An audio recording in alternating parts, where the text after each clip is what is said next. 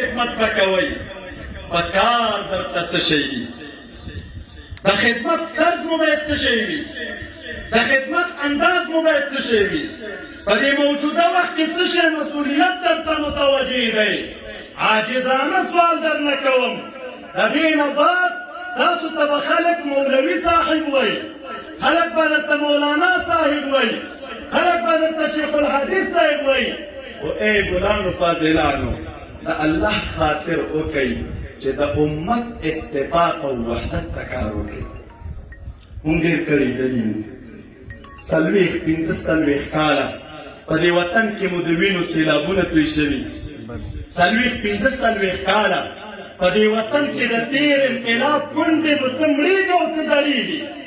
د موجوده انقلاب ځوانې جونکۍ کونډې په کورونو کې لرو د الله خاطر وکئ چې د دې امت اتفاق ته کار وکئ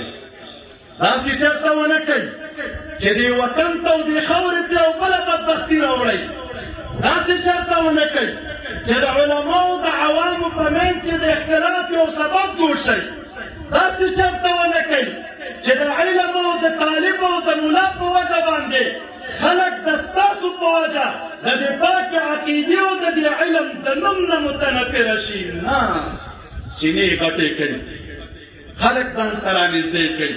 عوام ځان ته رانږدې کوي علماو سره تعامل وکئ د مشرانو علماو قدر وکئ کشرانو باندې شفقت وکئ د الله په ذات قسم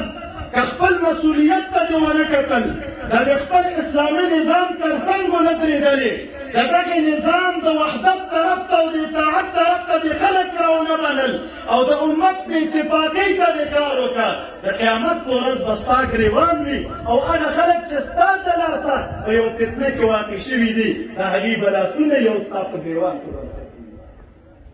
دا څومره بې ثبات کار دی څومره جفا ده د دې امت سره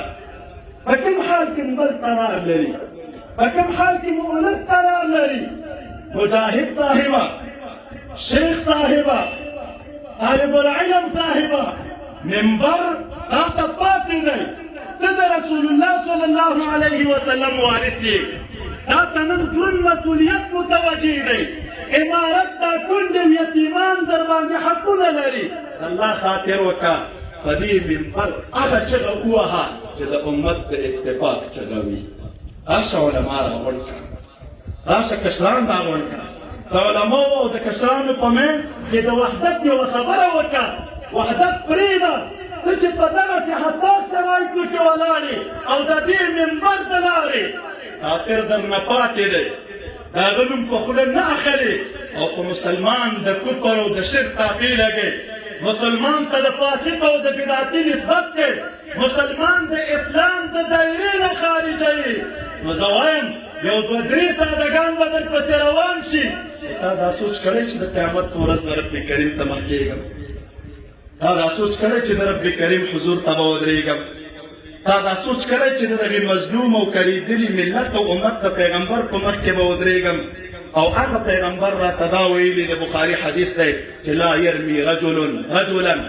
یو سړی بل سړی نه ولي په فسق باندې یا په کفر باندې یعنی یو سړی بل سړي ته یا د فسق یا د کفر نسبت نه کوي الا ارتدت علیه ان لم یکن صاحبه کذلک ته چې چاته کافر وایي که دا سړی رښتیا کافر خو کافر دی او که دا سړی رښتیا کافر نو دا کفر بیرته راواپس کېږي ته کافر کېږي ورباندې دا فسق بیرته راواپس کېږي ته فاسق کېږي ورباندې علما ناست دي ای علماو د الله لحاظ وکئ د دې منبر نه د اتفاق خبرې وکئ د دې منبر نه د اتفاق طرف ته دعوت ورکئ د دې منبر نه نفرتونه مه خوروئ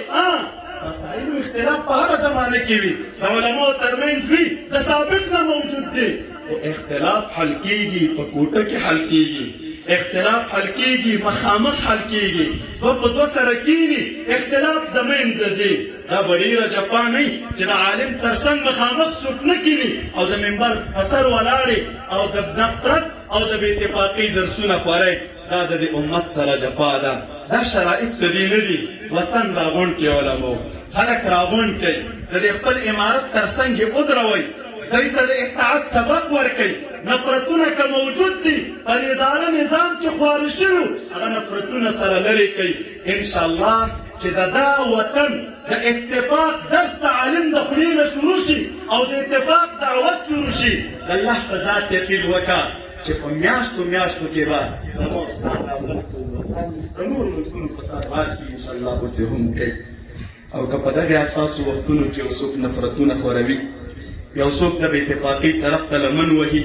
یو څوک بې اتفاقۍ ته مسلمانان دا هڅوي دعا کوو رب کریم دې ورته هدایت وکړي او که هدایت یې په نصیب نه وي الله تعالی دې دا پاکه جامعه د دغسې شریرو خلکو نه لرې کړي علما او مشایخ ناست دي د دې حضور کې رانه زیادت نقصان شوي وي د هغې عفو غواړم واخر دعوانا ان الحمد لله رب